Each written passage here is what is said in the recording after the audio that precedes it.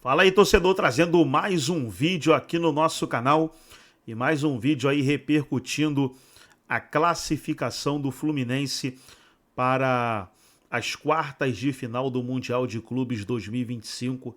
Venceu a Inter de Milão por 2-0 e garantiu a classificação. E acabou de sair aí o adversário do Fluminense e será o Al Hilal. Al Hilal venceu o poderoso Manchester City. O time do Al Hilal é bom, né? E tem tudo para ser um grande confronto aí, Fluminense e Al Hilal. Nesse vídeo trazendo aí o Galvão Bueno, o Casagrande, o Luxemburgo, elogiando aí a partida do Fluminense contra a Inter de Milão. Mas antes quero convidar você que ainda não é inscrito aqui no nosso canal. Se inscreva, ativa o sininho das notificações. Vamos aí para o debate e logo depois eu trago notícias atualizadas do Fluminense. É capaz de alguém dizer assim, passa ele para outro time. Elimina o Chelsea com o gol dele. Você volta já para conversar mais com a gente, tá bom? Foco. Porque nós vamos fazer o seguinte, vamos dar um pulo em Charlotte. Vamos sair então daqui da Filadélfia, vamos dar um pulo em Charlotte. Tá aí, Thiago Leme. Primeira coisa, você tem algum parentesco com o nosso Reginaldo Leme? Meu velho parceiro, meu padrinho de casamento? Não, mas meu grande Reginaldo Leme. Ficou feliz ontem com o Botafogo conquistando os primeiros pontos. Mais jovem piloto brasileiro a conquistar pontos oficiais em uma corrida de Fórmula 1. E é isso. Mas vamos embora lá. Você está aí, então, em Charlotte, na porta do hotel, na Carolina do Norte. E você chegou para mim uma história de que na zona mista, depois você explica o que é a zona mista aí para as pessoas entenderem. Você estava na zona mista e conversando com os jogadores do Fluminense e te deram umas respostas importantes. Boa noite, bem-vindo aqui, Galvão e amigos, mais um amigo que chega aqui. É isso, Galvão. Um grande abraço para você, Casagrande, Mauro, Luxemburgo, Ricardo Rocha, todo mundo que está acompanhando o programa. Primeiro, olha, não tenho parentesco com o grande Reginaldo Leme, mas, claro, sou um admirador do trabalho sensacional dele. Eu estou aqui na porta do hotel do Fluminense, Galvão, e um ambiente muito bom é entre os jogadores e o Renato Gaúcho, né? Essa vitória, de certa forma, surpreendente contra a Inter de Milão, e esse discurso dos jogadores depois, nas entrevistas, me chamou muito a atenção, porque o Renato muda o esquema, né? Colocando 3 zagueiros, Thiago Silva, Freitas e o Inácio. Por sinal, o Inácio jogando pela direita, na minha opinião, fez uma bela partida e espelha o time como a Inter de Milão joga, né? Então, os jogadores falando depois comigo, principalmente o René, mas também o Fábio, do alto da experiência, de 44 anos de idade, eles falam, a gente soube entender a qualidade do adversário, compramos a ideia de jogar um time com 3 zagueiros, com uma aplicação tática absurda, para poder superar um dos grandes clubes europeus, teria que ter alguma mudança de estratégia, alguma mudança de postura. E eu acho que eles compraram muito bem a ideia do Renato. Eles citam, inclusive, que assistiram outros jogos dessa Copa do Mundo de Clubes que serviram como lição. Um jogo desses foi o Bayern de Munique e o Flamengo, né? Claro que o Flamengo tem outras características, joga de peito aberto, tenta ir para cima e acaba cedendo espaços. Eu acho que o Fluminense soube entender o adversário e mudou a estratégia para conseguir essa brilhante vitória. Não sei se vocês concordam. Alguma coisa, eu concordo sim, alguma coisa que você tenha reparado da zona mista onde eles saem ali depois, de todo o trabalho, e tem que parar para dar entrevistas. Alguma coisa de... A gente percebia, esperava até que o time italiano, que está em fim de temporada, barriasse no chão, porque o gramado era muito fofo, é verdade? Deu para você sentir isso? Diz que o gramado era muito fofo e o calor, sei lá quantos graus. Se você puder informar quantos graus estava. Quantos graus estava no jogo? Não, o calor, de fato, foi muito grande, Galvão. 33 graus na tarde aqui em Charlotte. Olha, eu já estive em vários jogos desse Mundial, em Orlando, na Filadélfia, em Nova Jersey. Hoje eu acho que foi disparado o dia mais quente que eu peguei no estádio com os times europeus no final de temporada, né? Acho que realmente pode fazer diferença. O Ricardo Rocha lembra para o Brasil e Holanda, no Texas, nas quartas de final, estava 40 graus, né? A coisa era no verão da Copa do Mundo. Mas deu para... Você falou com alguém sobre cansaço, sobre exaustão? Porque alguns jogadores... Para mim, isso eu vou falar depois, vou perguntar para você, depois vou perguntar também para a Gabi, porque eu quero saber de todos aqui. Uma perguntinha fácil. Só, qual é o melhor jogador da Copa do Mundo até agora? Dessa Copa do Mundo de Clubes? Para mim, o melhor jogador dessa Copa do Mundo de Clubes chegou num ponto do jogo hoje que ele não conseguia nem andar. Que o centroavante que entrou, como chama o Everaldo. o Ever, gritou pro Renato, deixa ele lá na frente que eu corro aqui no meio. Né? Vocês já imaginam do que eu estou falando. Mas alguém falou disso ou dava para perceber algum cansaço muito grande? Dava para perceber, e até dos jogadores do Fluminense, sim, Galvão, que estão no meio da temporada. O René, que deu entrevista, né, o lateral, ele falou, tinha hora que eu precisava marcar o Dumfries, né, que é o holandês que caía ali pelo setor dele na direita. E ele sentia, claro, cansaço por causa desse calor e também sentia que os adversários, às vezes, tinham esse cansaço a mais. Isso não foi só no Fluminense. Jogadores do Flamengo já disseram isso, de outros clubes brasileiros, que os times europeus, às vezes, estão, de fato, um pouco a língua de fora. Não é desculpa, né, Galvão? Mas acontece. E muito mental. O que os jogadores também bateram na tecla, que não é só o cansaço físico. Muitas vezes é o cansaço mental de um final de temporada na Europa. Vamos fazer o seguinte, então, porque tem um grito que um momento da vida do Fluminense, que o Fluminense ia caindo para a segunda divisão e foi ganhando, foi saindo, e surgiu o grito de time de guerreiros. E aí dali saiu e voltou esse. Com o Cuca, né? Acho que foi com o Cuca que pegou 7 jogos. O Cuca era o técnico. E hoje a gente ouviu nas transmissões o time de guerreiro, e na hora que a coisa complica, mesmo aí João de Deus entra, né? Aí pede benção a João de Deus. Desde 80. Que vem lá dos anos 80, né? Importante. Mas falar em time de guerreiros, o Thiago Leme é um guerreiro também, cara. Ele é repórter, como ele está aqui, ele usa a câmera, ele filma, ele usa a luz para fazer a luz. Como é que tu faz isso tudo, cara? Equipe de um homem só, né, Galvão? Nessa modernidade da comunicação atual, do jornalismo, a gente é vídeo repórter. Já cruzei, claro, muito com o Mauro Naves no meu início de carreira, e o Mauro Naves do alto da sua experiência, pelas coberturas aí pelo Brasil, pelo mundo, mas é muito legal, um privilégio estar aqui cobrindo essa Copa do Mundo de Clubes e, claro, participando do seu programa também. Você deu uma câmera pro Mauro Naves, ele derruba. Vou aproveitar então, vou te fazer uma pergunta que tem nada a ver com a tática, jogo, a gente vai conversar ainda maravilhoso aqui, do Fluminense, etc. Mas chamou muita atenção o que o Renato disse. Quando a gente jogou a última partida, minha filha foi no hotel porque eu dispensei todo mundo para jantar com a família, minha filha foi lá, vamos jantar, pai? Ele falou, desculpa, filha, eu vou assistir o jogo da Inter, que é meu próximo adversário. Disse que ela ficou brava, tá? Ele falou, pô, pai, deixa disso, amanhã você vê. Não, juntou a comissão técnica e não saiu do hotel. Eu acho que hoje a filha já passou aí, ele deve ter saído com ela, né? Porque não é possível que ele já queira ver jogos e tal. Repórter mesmo. Ou ficou vendo de novo? Tem que ver. O jogo é agora também. Olha, será que ele perdeu mais um jantar? Olha, Mauro, estava marcado agora para a noite, essa noite aqui em Charlotte, a gente está com 1 hora a menos em relação ao Brasil no fuso horário, uma confraternização dos jogadores, da delegação do Fluminense, mas algo de leve, tá? Até possivelmente eles podem estar assistindo esse jogo do Manchester City, porque amanhã cedo o Renato já marcou treino.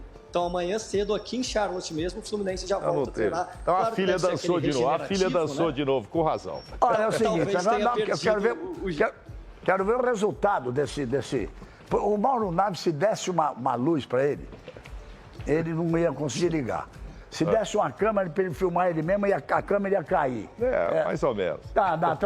Trabalhamos. O Mosca, José Carlos Mosca, filmar para mim.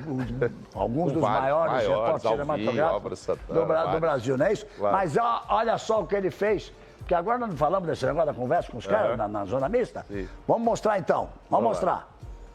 Sabia da qualidade do adversário, da Inter, e a gente espelhou o jogo, né, no esquema tático que eles jogam, e jogadores de qualidade, a gente teve que se movimentar bastante, se dedicar, e fomos bastante felizes também quando tivemos a posse de bola para atacar com qualidade e mostrar que a gente tinha condição de vencer a partida. Sabíamos que íamos sofrer, mas fomos fatais nas horas que nós criamos as oportunidades. Então, é isso aí. A gente fez o que foi nos pedido e entregamos o resultado 2-0 em cima da Inter, onde era a favorita, mas a gente, dentro da nossa transpiração e inspiração, a gente conseguiu ganhar e classificar. E a gente sabe que tinha que estar um correndo pelo outro, e se o outro não tivesse, tinha que correr por 2. Acredito que o que a gente combinou no vestiário deu muito certo. Agora é descansar, porque a gente se desgastou bastante nesse jogo e se preparar para a próxima batalha. Olha só, tá lá, eu vi lá o microfone, colocou a marca da banda. Você conversou com mais alguém? Foram esses 3, Galvão, Fábio, o Renê, o Everaldo e o Samuel Xavier também falou. Samuel Xavier, mas o discurso foi basicamente esse. Por isso que eu senti que o grupo realmente estava muito unido. Vamos usar um esquema diferente, vamos correr o dobro, o triplo, porque a gente tem condições de eliminar essa Inter de Milão. Discurso dos jogadores e deu certo pelo jeito. Vice-campeã europeia, né? Tomou de 5 do Paris Saint-Germain, é verdade que tomou de 5, mas não dá para desprezar um time que eliminou o Barcelona naquela semifinal emocionante da Champions. E já eliminou o Barcelona na semifinal e eliminou o Bayern de Munique nas quartas de final. Parabéns também pelo seu trabalho, obrigado. Segura um pouquinho aí que já você volta, tá? Porque agora vamos aproveitar, como o jogo foi hoje, então, nós vamos ver aqui os gols do Fluminense e o Renato vai falar alguma coisa de tática. Tem uma hora que ele ficou meio invocado lá com alguma pergunta que fizeram para ele. Vamos lá ver, deixa eu sair da frente aqui. Esse é o primeiro gol, Cano, né? Gol do Cano com a cara do Cano, né? A bola parece que vai passar. Esse aí é o Hércules. E esse aí já é o segundo gol. Agora vamos ver melhor os momentos. O primeiro é esse, ó. Esse aí é o primeiro, ó. De onde que saiu? Como é que chama que ele cruzou? Mas então, deixa eu falar uma coisa sobre esse gol. O Fluminense atacou a defesa da Inter, como o Bayern de Munique fez ontem com o Flamengo. Foi erro da saída de bola. 3 minutos. Então, foi erro da saída de bola da Inter? Não, foi um erro que o Fluminense forçou. Agora, esse gol, foi isso? Perdão, Casa, essa regra de impedimento tem que mudar. Isso aí foi meio centímetro de impedimento, mas não é em relação à posição dele como jogador, não. Era na linha da bola. Se ele está meio centímetro para trás, 1 centímetro para trás, ele está atrás da linha da bola. Sim. Dá uma olhada. Olha só. Esse absurdo desse VAR de um pedaço de nariz, alguma coisa, ele está impedido. O impedimento foi marcado certo. Mas eu duvido que quando não existia VAR, se tivesse. E foi bonito o caso, porque foi um momento do primeiro tempo que o Fluminense estava criando. Sim, o Fluminense foi melhor que a Inter. O jogo todo, na minha opinião. Sofreu a pressão porque o adversário estava perdendo e tinha que ir para cima. Mas deixou muito espaço, fez uns 3, 4 contra-ataques. E quando ele fala 3 minutos de jogo, olha o gol do Fluminense. Quando a bola vai no fundo, 4 jogadores dentro da área. 4 jogadores na área. Dentro da área da Inter. O Fluminense foi para pressionar. O primeiro gol, dá uma olhada de quantos jogadores do Fluminense. Vamos fazer o seguinte, vamos rodar até o fim. Ele teve o gol do Eco, depois a gente volta com esses melhores momentos para a gente poder discutir. Olha quantos jogadores atacam a área da Inter. 1, 2, 3, 4, vem. 4 contra 2. E é gol do Cano. 2 minutos de jogo. Cara dele, essa bola na cara dele, parece que vai perder o goleiro. Eu acho que ele nunca mais vai chegar na bola e ele consegue dar ali a cabeça. Mas olha a pressão, ó. Olha lá. O jogador do Fluminense foi pra dividida. Quem é que foi aquele que ganhou a bola para que ela chegasse ali no... Acho que foi o Martinelli, não sei. Foi o Martinelli. Ele chega na área. Ali é um perde e pressiona. E aí o Cano? Perde e pressiona. Rapaz, isso aí, entendeu? 3 minutos de jogo. Aí então só aqui, vice-campeão da Europa, vice-campeão da Champions, os caras vieram pra cima. Foi um espetáculo. E esse segundo gol, achei uma beleza. Os 3 toques de cabeça estavam impedidos realmente, mas... Sim. Você acha que se não tivesse o VAR, alguém ia marcar isso? Eu vou falar uma coisa pra vocês. Se ao invés de ser um zagueiro fosse um atacante, ele não estaria em impedimento. Porque ele não precisava entrar com tudo que estava vazio. Ele ia um pouco em diagonal, né? Ele ia um pouquinho em diagonal, a bola ia vir na frente dele e ele ia cabecear. Pode olhar. São visões diferentes. Lá atrás, por exemplo, um centroavante, um atacante marcando dentro da área, o risco de fazer pênalti é enorme. Essa daí. Santa trave. E aí o segundo gol do Fluminense. Enquanto a gente está vendo esses gols, o Casagrande disse que ia trazer. Deixa eu ver, vamos ver de novo. Foi o Martinelli mesmo que cortou. Foi o Martinelli e ele vai para a área. O Martinelli, ele vai para a área. E mais 2 chegando por trás. Ela passa por ele e o Cano chega por trás do lance, deixa ela pingar e diz para o goleiro, pega! E faz o gol. Ou seja, o goleiro? Aí o Casa tem razão, porque o Cano podia estar fora do momento da velocidade da bola, né? O atacante, o caso está falando agora. Nesse momento aí, nesse momento, tanto. olha lá como o espaço no meio da área estava vazio. Ele não precisava ter entrado com tudo. Era só esperar o cara cabecear. O Ignacio fez o gol e foi um monstro, então. Sim. Então, olha lá. Olha como não tinha a mínima possibilidade de nenhum zagueiro cortar aquela bola. Então o cara não precisava ter entrado. E quem cabeceia ali, ó? Thiago Silva. Olha lá, tá vendo? Tá vendo? Olha só. Olha lá, não tinha ninguém da Inter. Não, foi de um zagueiro pro outro. O que eu tô falando é que se fosse um atacante, o atacante percebe essa coisa. Mas o Thiago Silva no atacante, mas tocou certinho pra ele. Tocou certinho. Tocou certinho. Eram os dois atacantes. Esse princípio mostra que o Renato partiu pra cima no começo do jogo, fez o gol, se tivesse feito o jogo. E depois, quando precisou segurar, segurou mesmo. Botou o time para sofrer. E tem que ser assim, não é, professor? Eu acho assim que o Renato identificou a parte ofensiva do adversário e neutralizou.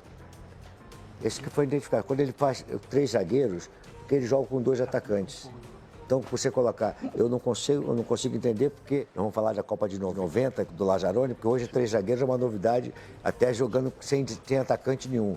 Faz 3 zagueiros com um atacante só, e quer dizer, 3 zagueiros, na minha concepção como técnico, é quando você tem 2 atacantes, você bota 3 zagueiros, um pegando mano a mano, um sobra, os laterais bate homem a homem com os laterais contrários, né? Então, hoje no Brasil, a gente está vendo, viu a entrevista do Palmeiras, né? Nós falamos aqui que o Palmeiras joga constantemente com 3 zagueiros, porque ele acha que fica mais ofensivo. Né? Nós acabamos com a carreira do Lazzaroni, que achava que em 90 ele está inventando futebol. E nós estamos em 2025 hoje, vendo as coisas acontecerem como aconteceram em 90. Isso é o futebol, é a sequência que vai mudando, né? Então, mas o de 90 era defensivo. Não vamos mudar, porque nós, caso aí é uma discussão nós achamos muito bonito que todo mundo fala e achamos nosso muito feinho. Essa é a grande realidade. Essa é a grande realidade, porque o estudo de 3 zagueiros, Espera um pouquinho, mano. Nos anos 90, o 3 zagueiros da Europa era defensivo.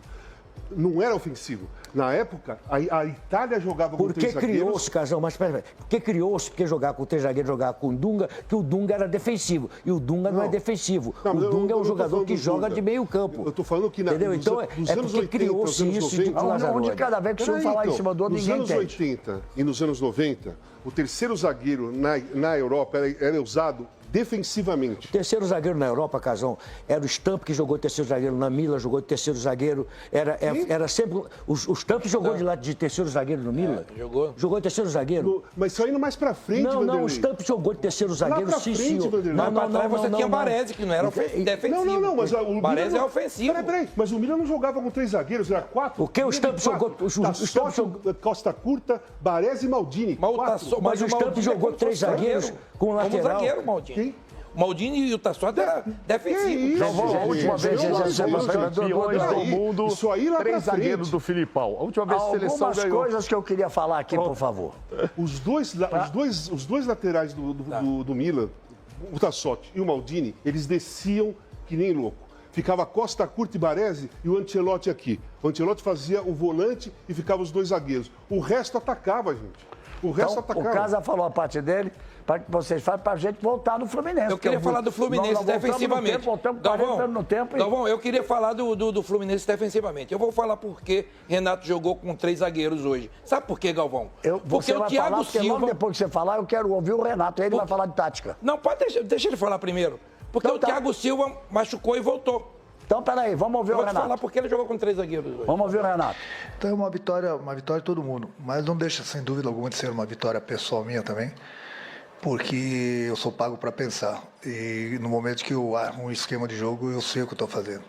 Então muita gente acha que o Renato é isso, o Renato é aquilo, que o Renato não estuda futebol, o Renato não entende muito de parte tática. A coisa que eu mais entendo é de parte tática. Mas eu não preciso chegar aqui e falar de parte tática com vocês. Eu não tenho que dar explicações, com todo o respeito a vocês, da parte tática. Eu tenho que falar de parte tática com o meu grupo. Para o meu grupo que eu tenho que falar da parte tática. Porque muita gente ali fora é aquela palavrinha pequena que eu falo para o meu grupo. Quando ganha, todo mundo é bom. Quando perde, ninguém é bom. Então eu tenho que dar satisfação sempre para o meu grupo. Entendeu? Eu tenho que trocar ideias com o meu grupo. E bastante orgulhoso deles porque a gente está fazendo com que o nosso torcedor também se sinta grande, se sinta forte, se sinta feliz porque nós não estamos fazendo qualquer jogos no Brasil, nós estamos no Mundial, nós estamos enfrentando grandes equipes do futebol europeu e basicamente nós estamos jogando de igual para igual. Vamos lá, Ricardo, você pediu para deixar eu falar e olha, mexe com o cara. Eu achei a resposta absolutamente perfeita. Claro. Falar é com o meu grupo, é no meu vestiário que manda, que decide o jogo. Exatamente. Você fala, pô, eu quero que o Luxemburgo fale. Não, em relação quantas vezes ele tenha passado por isso. Em isso. relação ao Thiago Silva, é o seguinte: Thiago Silva não jogou outro jogo. Tá? Pouparam o Thiago, ele devia estar sentindo alguma coisa. É muito temeroso você jogar com o Thiago Silva e com um zagueiro num jogo como esse. Como o Vanderlei falou, você tem dois atacantes perigosos, jogadores de área. O Lautaro, um baita jogador, e o outro atacante. O que é que ele fez? Colocou dois zagueiros e ele falou, eu não vou perder o Thiago Silva. Eu tenho que colocar para jogar. Pela experiência, ele conhece o futebol italiano. Tenho certeza que a leitura do jogo do Fluminense começa com o Thiago Silva. Pode ter certeza.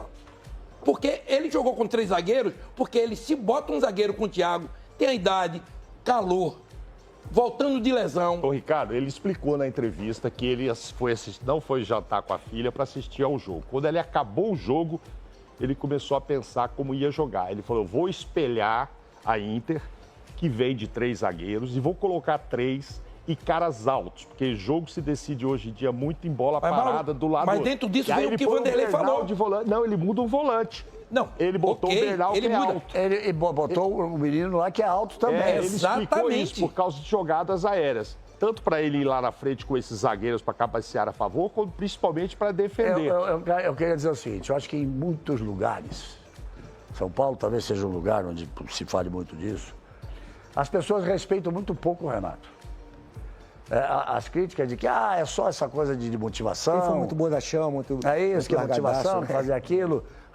É bom começar a pensar um pouco melhor, sabe? Porque falar é fácil. Entende, cara.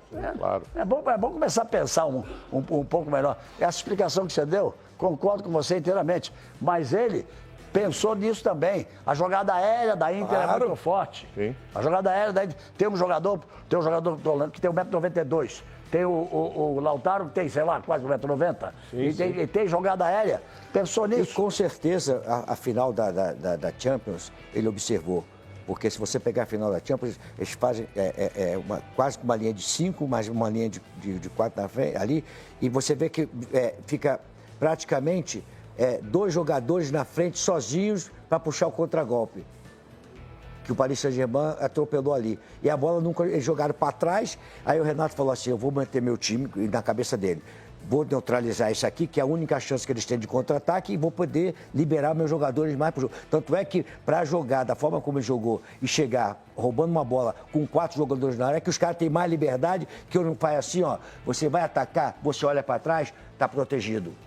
Está protegido. Isso é fundamental para poder jogar. Galvão, nos 4 jogos do Fluminense, só tomou gol em um jogo, tá? Isso, só tomou 2 gols no campeonato inteiro.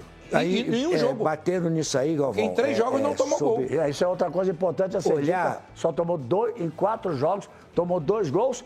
E num jogo que reconhecidamente não jogou bem, teve que virar para 4-2 contra o Santos, se não me engano. E esses jogos, o time da Coreia. Esses jogos decisivos, o treinador analisa o seguinte, onde é que ele pode perder o jogo?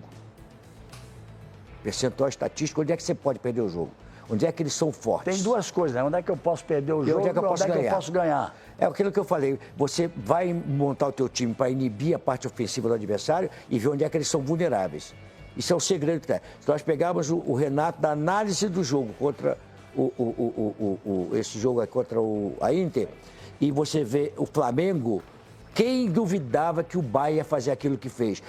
Quantas bolas de escanteio no primeiro pau o Bahia bate dentro do campeonato e daquela forma como o zagueiro grandão ali na frente? Então, isso tudo é que você vai ter informação e você vai ter que neutralizar, entendeu? Então, por exemplo, quem não... Só um minutinho para fugir isso aí. Quem não sabia que diferente do caso da perde, pressiona, foi o cara falou, falei, perde, pressiona, e quando você está saindo com a bola, o Bahia vai adiantando, vai deixando tocar para o lado, daqui a pouco ele vai e aperta e faz com que você faça um passe e aí vem o zagueiro nas costas dos atacantes aqui e rouba a bola. Aí que você vai perder a competição, porque você não pode sair jogando, que ali é a grande força do adversário. Aí você treinar a bola de um lado, do outro, para dar o chutão, para você sair e abaixar a segunda bola. Então deixa eu Desculpa, Galvão. Desculpa, Galvão, desculpa que eu entrei no mérito, que não tem nada a ver de outra coisa aqui. Não, porque agora vamos pro Flamengo, então. Nós mostramos os dois vencedores, mas antes de vir com o Flamengo, mostrar os lances, já mostrando ainda o lance do Fluminense. O Marjol está me dizendo aqui que você veio com um desafio hoje. Não é desafio. É que assim, eu escrevi um texto hoje, vai sair amanhã. E o título é: John Arias é o melhor jogador estrangeiro no futebol brasileiro nesse momento. Então, foi uma pergunta. Eu estou afirmando que a minha. Essa é a sua afirmação. É a minha opinião. Eu quero ver se eu concordo. Porque já teve momentos que foi o Arrascaeta, já tiveram momentos que foi o Gustavo Gomes. Mas eu quero que nesse momento, não é? Mas eu quero que você repita o que está escrito. Como é que você escreveu? John Arias é o melhor jogador estrangeiro no futebol brasileiro nesse momento. Mauro Naves. Não, concordo plenamente. Só quero fazer a análise toda, porque eu vou propor uma outra coisa. Vai lá. Não, só fazer uma alusão que a gente vai acabar passando batido, que muitos foram bem, lógico, Arias. Galvão, o Fábio tem 44 anos. Eu estava fazendo a pesquisa hoje, aquele Cazu que passou aqui do Palmeiras, etc. 56, eu já vou ele está jogando. Está jogando na 4ª divisão, com 57 anos, na 4ª divisão. O Fábio deve ser o mais velho jogando num time profissional de qualidade no Mundial. Não deve ter ninguém. Já está próximo de bater o recorde do Peter Shilton. E aí pronto. Vai ser o que ele fez, hein? Fez defesas importantes. O mais importante de todos. Eu só não queria fugir do assunto do Arias. Do Arias, sim. O que você quer? O que ele diz que é o melhor jogador... 4 jogos, ele ganhou 3 como o melhor, eu vou falar o que dele. É o melhor que tem mesmo, não tem jeito. Luxemburgo Arias é o melhor jogador. Perfeito. Estrangeiro jogando no futebol brasileiro? Melhor estrangeiro jogando no futebol brasileiro. Concordo com o Casão. Concorda também? Agora eu vou complicar mais. Essa eu não escrevi, vou perguntar agora. Quem é o melhor jogador dessa Copa do Mundo de Clubes até agora? É o melhor jogador. Para mim é o Arias. 2, 3, vai. Arias. Nenhum outro ganhou de 4, 3 vezes. Ele ganhou, então é ele. Pronto. 2 votos. Eu acho também vou por aí. Eu falei o Wilds na semana passada, jogador da Juventus. Mas o Arias passou. A regularidade dele é muito grande. Muito. Para mim, o adversário poderia ser o Harry Kane. Até porque nesse jogo contra o Flamengo, foi fundamental. Harry Kane já fez 41 gols essa temporada, participou, não sei o quê. O cara é fera. Mas foi provocação porque o meu voto é o Arias. Mas aí, o Arias é o melhor jogador dessa Copa. Olha, tem muita coisa para acontecer. Claro, nesse momento. Está falando nesse hoje. Nesse momento, o melhor jogador dessa Copa. Agora eu vou falar só uma coisa. Que bacana. Vou falar só um negócio sobre o Kane. Nós vamos falar do Flamengo, né? O Kane, gente. Ele fez o primeiro gol dando um tapa de esquerda, ele fez o segundo gol dando um tapa de direita. Então tá aí, pessoal, foi o vídeo onde os comentaristas debateram aí a vitória do Fluminense 2-0 sobre a Inter de Milão. Agora, para agregar no vídeo e deixar você 100% atualizado, deixa eu trazer aqui notícias do Fluminense, a vitória do Tricolor, começando aí pelo René. René vai desfalcar o Fluminense nas quartas de final. Aí na matéria você vê René recebe cartão amarelo e desfalca o Fluminense nas quartas da Copa do Mundo de Clubes. Então René está fora aí da partida contra o Al Hilal. Trazer mais uma matéria aqui, agora falando do Renato Gaúcho. Renato revela segredo do Fluminense. Eu coloquei na cabeça deles que dava. Palavras aí do Renato Gaúcho, que tem feito um excelente trabalho à frente do Fluminense. O Renato Gaúcho é ótimo técnico e o Fluminense acertou em cheio quando contratou o treinador e ele fazendo história aí no Fluminense. Mais uma matéria falando do Renato Gaúcho. Renato explica a mudança de esquema e dispara. O que mais entendo é de tática. O Renato Gaúcho, quando ele iniciou a partida de hoje com 3 zagueiros espelhando o time dele contra a Inter de Milão, embolou a cabeça do treinador da Inter de Milão e aí praticamente o Renato Gaúcho deu um nó tático aí no técnico do adversário. Essas são as últimas notícias. Gostou do vídeo? Deixa o like, se inscreva no canal, ativa o sininho das notificações. Forte abraço a todos e até nosso próximo vídeo aqui no nosso canal.